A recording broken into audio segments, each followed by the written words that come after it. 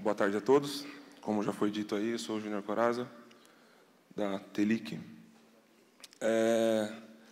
O Frediani aí, como sempre, atrasando a apresentação de todo mundo, por conta da dele, uma coisa normal. Mas vamos lá. O que é... Só um pouquinho aqui da... Bom, quem somos nós, né? Uma consultoria em Routing Switch, em virtualização Empira, Pará, ISPs e ITP.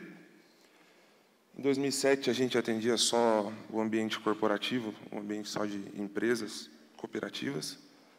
Em 2014, começou a atender ISPs, e em 2019, com algumas parcerias, fazendo integração de trânsito e transporte para alguns ISPs. Coloquei aí algumas motivações, o que me levou a fazer essa apresentação, mas a maior delas é que, às vezes, o provedor fala assim, o dono do provedor fala assim, pô, mas agora tem o IRR e eu vou ter que aprender.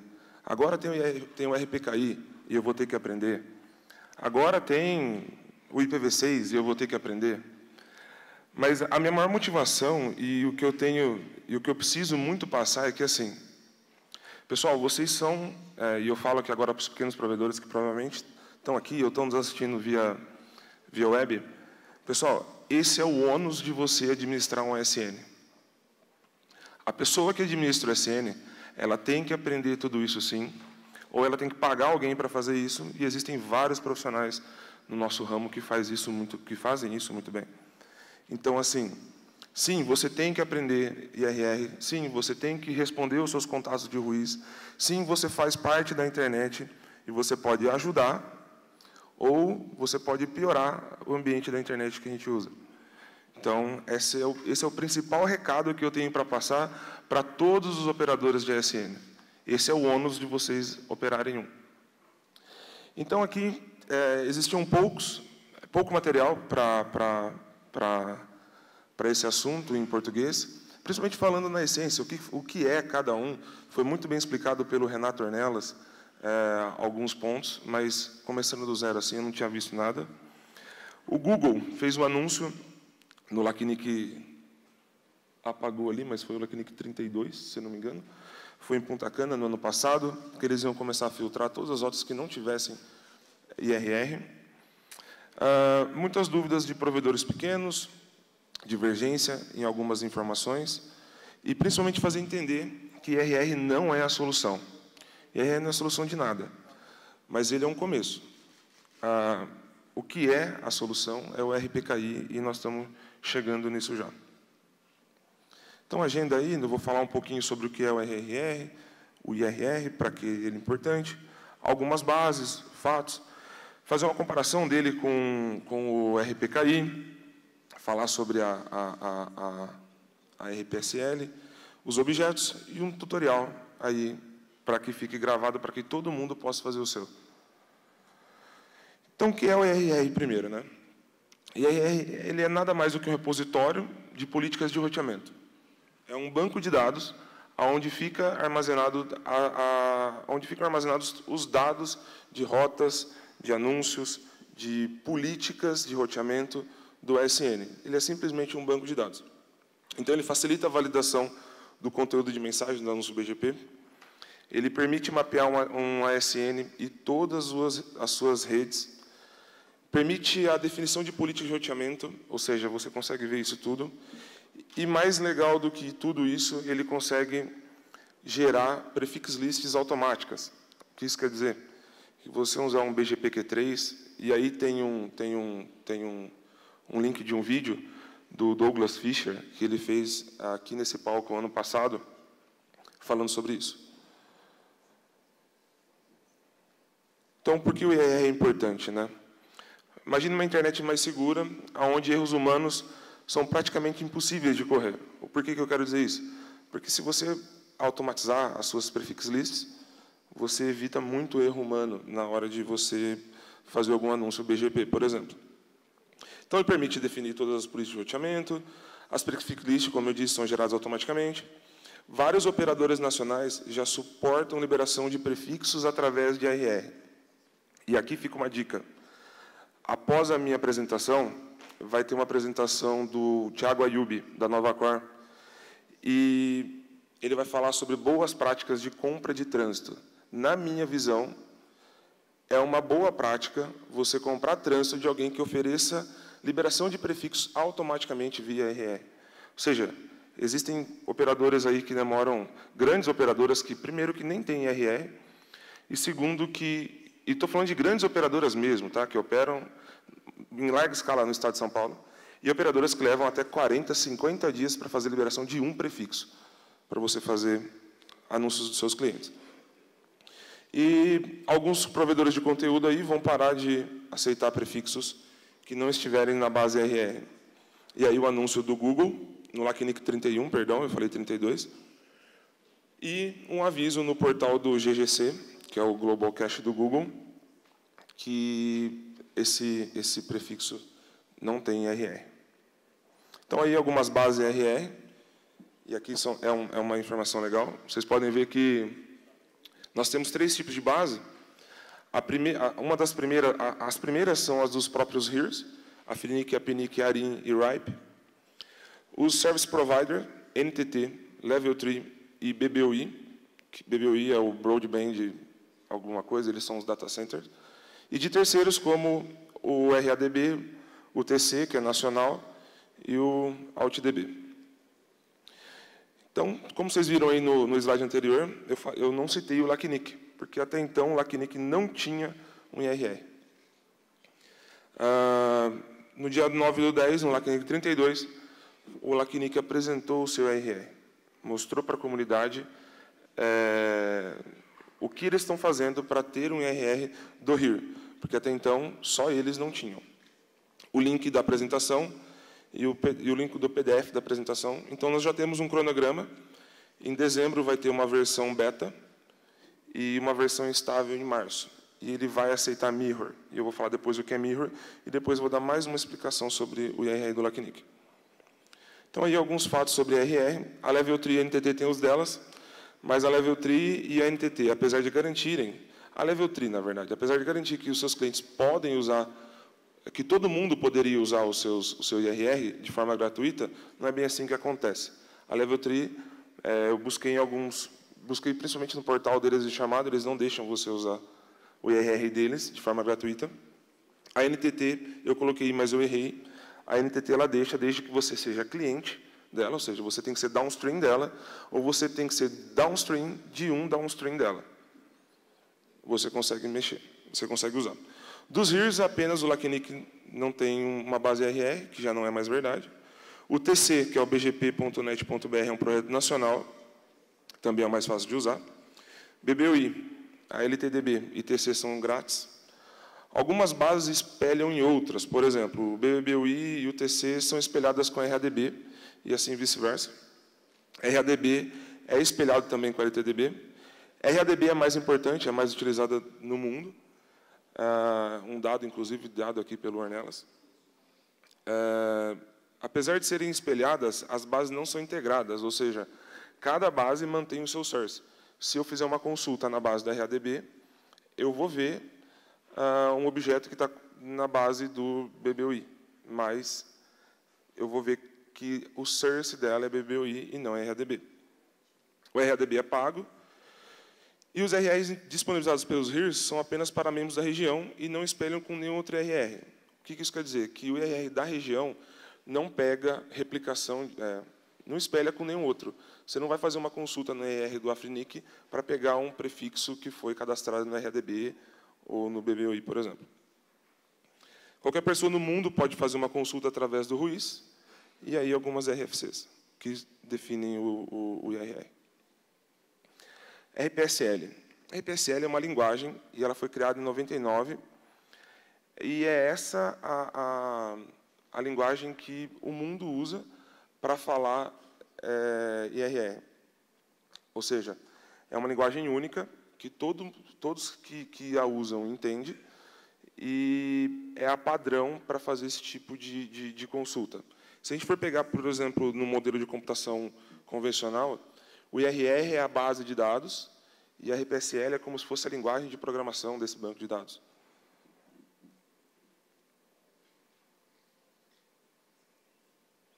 IRR versus o RPKI. RPKI é uma forma de você validar os prefixos na origem através de uma chave pública. Então, ele combina os modelos hierárquicos de distribuição dos recursos com os certificados. As RFCs deles são essas que estão aí. Ele basicamente resolve o problema de hijack de prefixo, só que ele demanda um trabalho enorme do HERE, de todos os HEREs e dos NIRs. Só que, por felicidade, o registro BR, junto com o LACNIC, vem fazendo um ótimo trabalho. Inclusive, o Fred falou alguma coisa sobre já ter disponibilizado, ou já está quase pronto isso. Então, assim, o ideal seria a gente usar um RPKI sobre a IR para você poder fazer automação das prefix lists. RPKI é para o futuro, mas o IRR está aí e você deve usá-lo agora. Então, os principais objetos do IRR. O principal objeto do IRR, os principais, né? O maintainer, que é quem define quem está autorizado realmente a fazer updates de objetos, ou o dono daquele prefixo, daquele AS. Route e Route 6 definem apenas os prefixos, Route em IPv4, Route 6 em IPv6. AS7, ou seja, ele define o cone de ASNs. Ou seja, aqui você vai ter todos os seus downstreams, todas as pessoas que você vende trânsito. E o Outnum, que descreve as informações sobre um ASN e as políticas de roteamento dele. Então, esse aqui é o objeto maintainer e os atributos, seus atributos. Então, você pode ver aí que nós temos a primeiro, que é o maintainer, que é justamente o maint, traço, o AS, uma descrição básica, o contato técnico, um e-mail para notificações, uma senha, um cryptPW, que é um hash de MD5, a última alteração e qual base ele pertence. Aqui vocês já começam a ver que aqui eu estou fazendo uma consulta no RR da NTT, só que ele já trouxe um source com RADB, ou seja, sobre aquilo que eu tinha falado do mirror entre as bases. O objeto route e route 6. Então, o objeto route é só colocar o prefixo. Eu não consigo entender muito bem ainda. E existem alguns operadores que, para você liberar os prefixos, eles pedem que você coloque... Se você tem um /20, ele pede para você criar a route de todos os seus /22, /21, /23, /24 contidos nesse /20. Não consigo entender muito bem a necessidade disso, mas alguns pedem. E você fica populando a base, talvez, com coisas que não são necessárias. Então, aqui você pega a descrição do SN que origina o prefixo, o maintainer desse route, o último update e a base RR. Também aqui uma base do RADB, que eu estou consultando pela NTT. E o Route 6 é basicamente a mesma coisa do que o Route, porém, o Route 6 ele é IPv6, é um prefixo IPv6. Imagina você se nós tivéssemos que cadastrar todos os /48 dentro de um /32. Então, volto naquilo que eu disse aqui em cima, que eu não consigo entender o porquê que esses operadores solicitam isso. O AS7. Aqui começa a brincadeira. O AS7 ele é um pouquinho mais, não vou dizer complicado, mas ele é um pouquinho mais difícil. Por quê? Porque na hora de você... Muita gente usa o TC, e o TC não cria o seu AS7. Então, você precisa criar ele manualmente. Então, todo mundo, quando pensa que fez o IRR, foi lá, colocou os dados no TC e está pronto. Mas, em muitos casos, você vai precisar do seu AS7 criado, principalmente para trocar tráfego com o Google. Então, aqui você tem o AS7, você pode colocar um nome para ele. Esse nome precisa ser global e único. A descrição, os membros desse AS7. Vocês percebem que os membros desse AS7, aqui eu coloco o ASN desse operador, e aqui eu coloco um outro AS7, que é onde eu chamo... Aqui eu coloco uma chamada para esse outro AS7. Ou seja, eu posso fazer uma chamada de AS7 dentro de AS7 para poder fazer essa liberação. Isso é normal de acontecer. Aqui nós temos o contato administrativo, o contato técnico, algumas observações. O maintainer também, vocês podem ver aqui. Aqui o último update e, de novo, a base RR ao qual isso aqui foi consultado.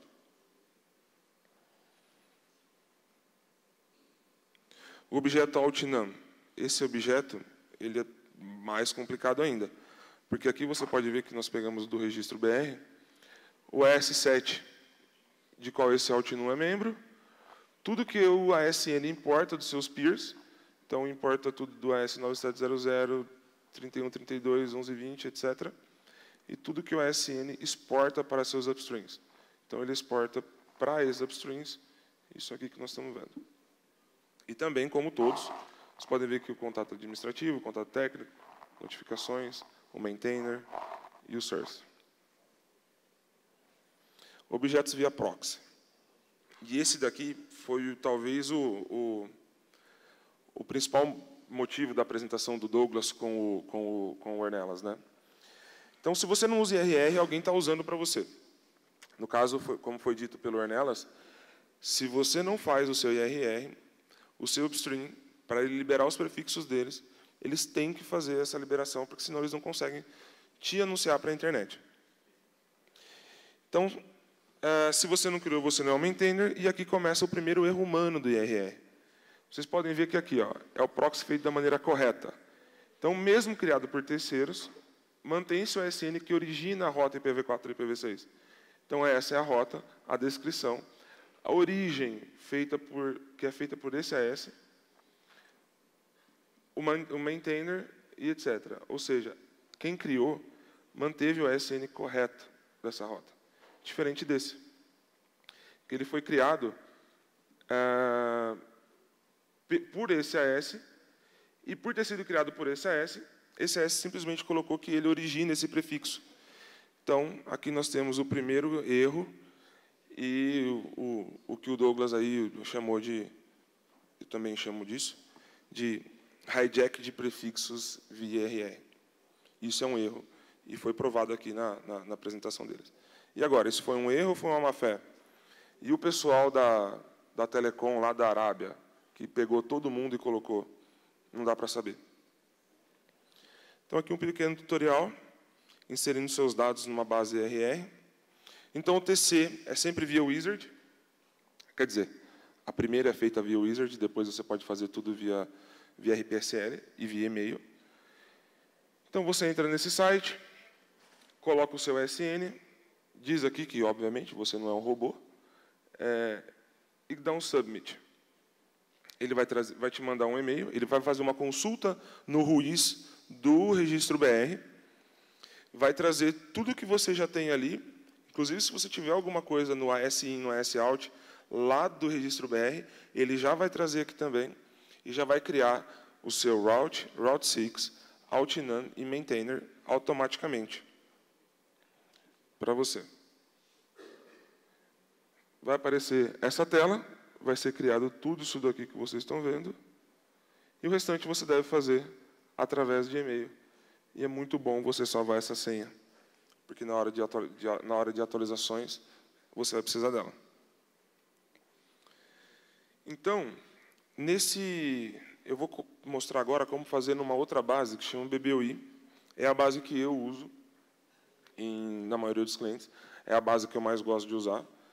Não tenho reclamação de nenhuma outra, muito menos de RADB, que ela é paga, mas funciona tão bem quanto as outras, eu diria.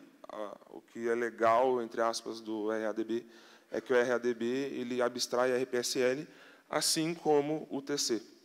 Ou seja, você não vai ter interação nenhuma com e-mails, que é o que nós vamos fazer aqui agora. Então, todo o processo é feito através de e-mail. O processo do maintainer é manual. Você precisa fazer um e-mail e enviar esse e-mail para o admin, e vai estar aqui, com essas informações, com todas essas informações. E alguém lá, uma pessoa, vai pegar essas informações e vai transformar ela no maintainer e num person. Depois do maintainer criado, todo o restante é feito por e-mail, através do sistema automatizado, usando RPSL. As alterações feitas pelo sistema automatizado têm que ser feitas através desse e-mail. O LTB funciona da mesma forma, exatamente igual. Conheço muita gente que tem um sistema ou um programa que faz a automatização disso, ou seja, é basicamente simples você fazer isso, se você entender um pouco de PHP, Bash, qualquer coisa do tipo.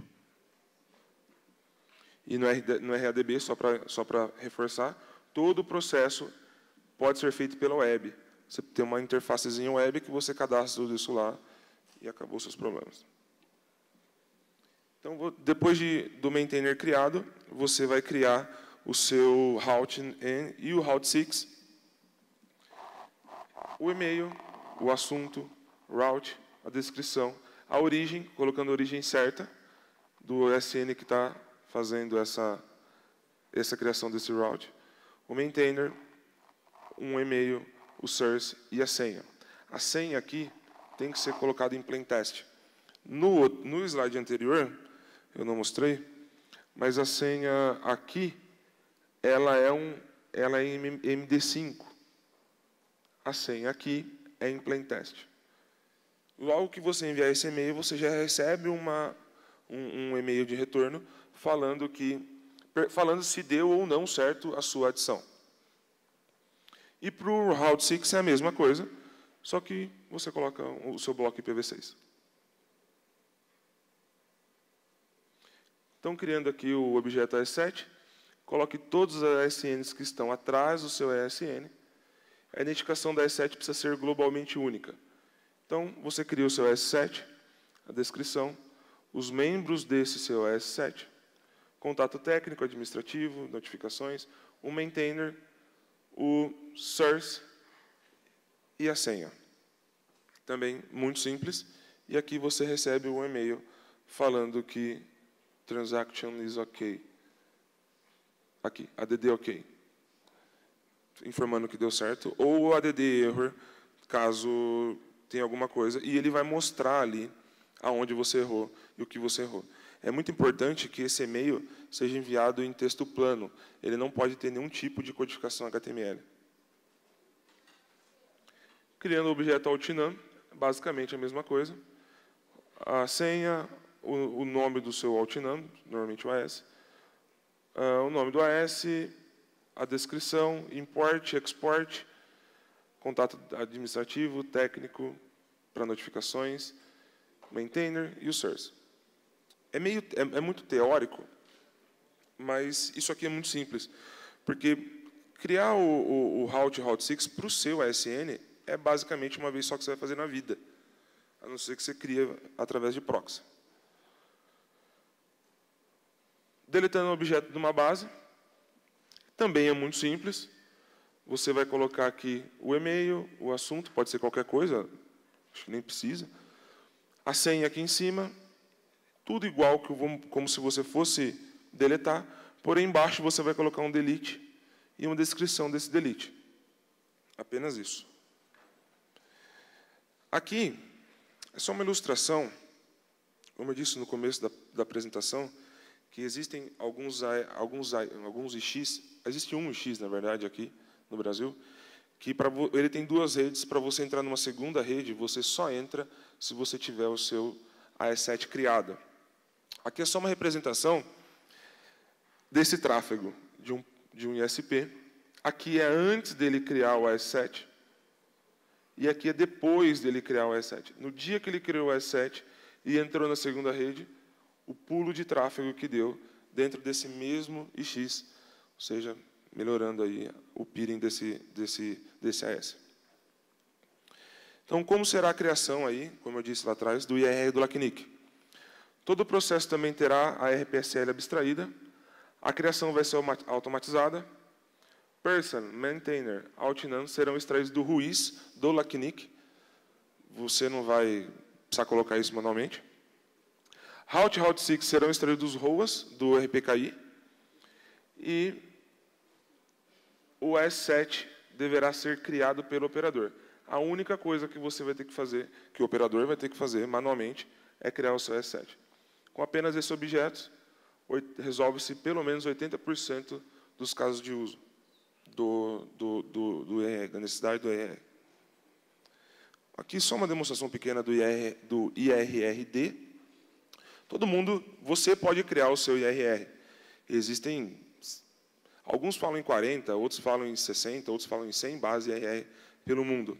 Qualquer um daqui dessa sala pode criar o seu IRR, basta usar o IRRD, que ele é um daemon usado para criar um servidor IRR, que vocês podem ver o site e o GitHub deles, para que você faça a sua implementação. Experimenta entre as bases.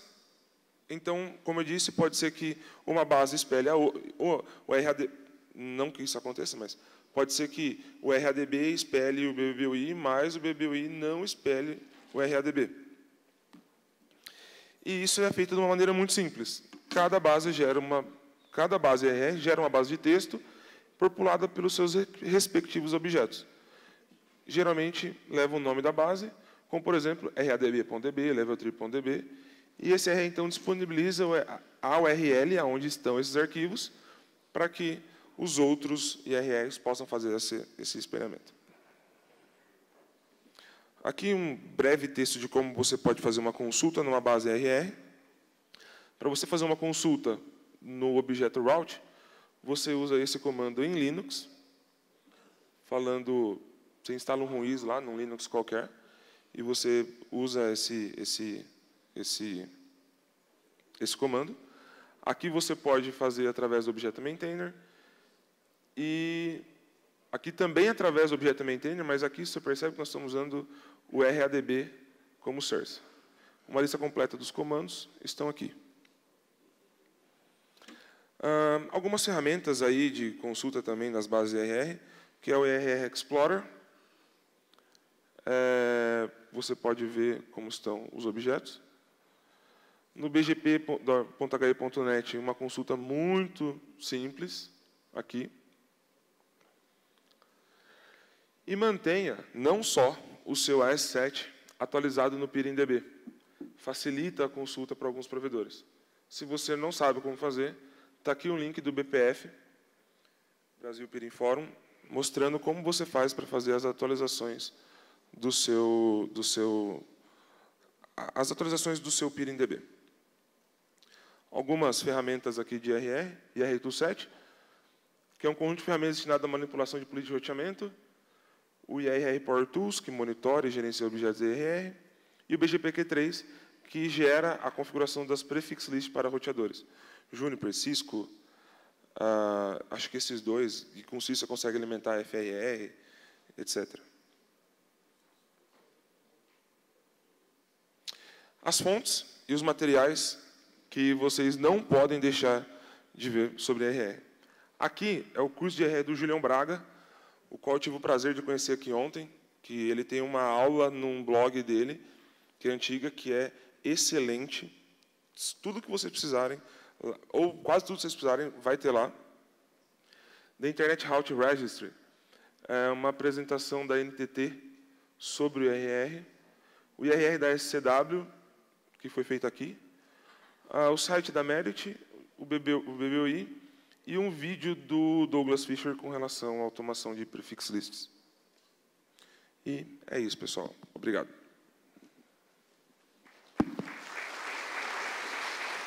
Bem, acho que nós temos umas perguntas, por favor. Daniel Damito. Achei muito bacana teu material, mas uma coisa, apesar de aquele tutorial, eu vi na verdade a gente já fez um tutorial sobre o TC, né? Mas devido àquela limitação de suporte que ele tem, ele acaba não sendo suficiente em alguns casos, principalmente quando se trata de um ITP. E o grande motivo para algumas empresas não usarem outros IRRs, como RADB ou o próprio BBOI, é por não saberem como fazer, né? Às vezes nem é o preço, às vezes é falta de saber como fazer, propriamente dito. Então, eu queria saber se você já fez algum artigo, né? Se não fez, eu gostaria de sugerir que você fizesse um artigo na Wiki do BPF sobre como fazer, né? Como fazer o seu cadastro.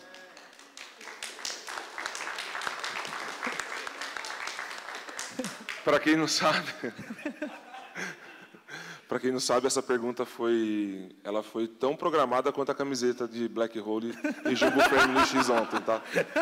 Isso é um complô contra mim, o Frediani, como sempre, pegando no meu pé. Ele quer que eu faça esse tutorial no BPF.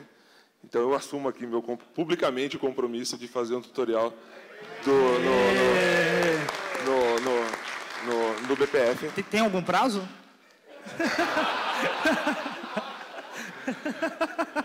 E sobre o TC, você tem razão. Só que, sim, ele tem pouco suporte. Sim, o suporte é daquela maneira best effort.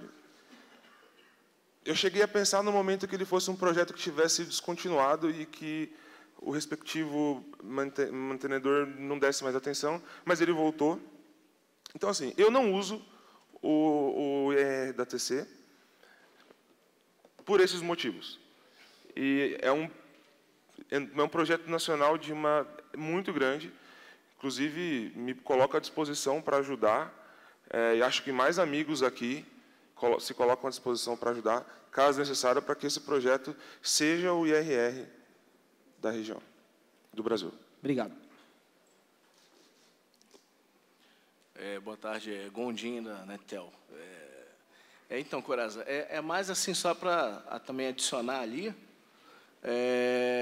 com relação ao RADB, ele faz mirror de praticamente todos os principais IRR, e muita gente consulta, inclusive por ele, porque ele pega dos outros IRR.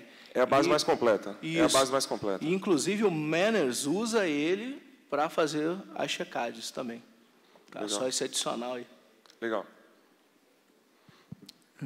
Rubens Kiel, eu queria fazer 2 comentários. Um, de que é praxe, na maioria dos IRRs, espelhar praticamente todos os outros IRRs. Então, por exemplo, o TC também espelha todos esses IRRs. E a maioria, então, se você já está habituado com um, é só continuar pegando as informações daquele e continuar. Você já usa o BBO e vê lá que eles provavelmente espelham todos também. O outro comentário é que muito se fala, por exemplo, de questão de ter uma interface web para o TC e tal. O TC, o BBO e o IRR da NTT são todos baseados no IRRD da Merit, né? Que agora está sendo mantido pela NTT. E todos eles têm os mesmos formatos de e-mail e tal. Então, qualquer um pode fazer uma interface web para todos esses IRRs. Assim, não é uma área de inovação aberta. Qualquer um pode fazer, e os mantenedores desses IRRs não tem como impedir que isso seja feito, a não ser que eles bloqueiem e-mails vindos de determinado IP. E não precisa nem criar o seu IRR. Eu posso fazer automatização para qualquer IRR. Exatamente. Então, assim, a gente não precisa atribuir aos mantenedores de nenhum desses aí essa necessidade de features, porque isso pode ser abstraído embaixo. Sim. Outras coisas aí precisam ser feitas, por exemplo, reset de senha do maintainer, remover objetos, assim, esse tipo de coisa é intrínseca do IRR, mas uma interface mais amigável, quer seja local, quer seja cloud-based, pode ser feita por qualquer um, não há impedimento. Sim.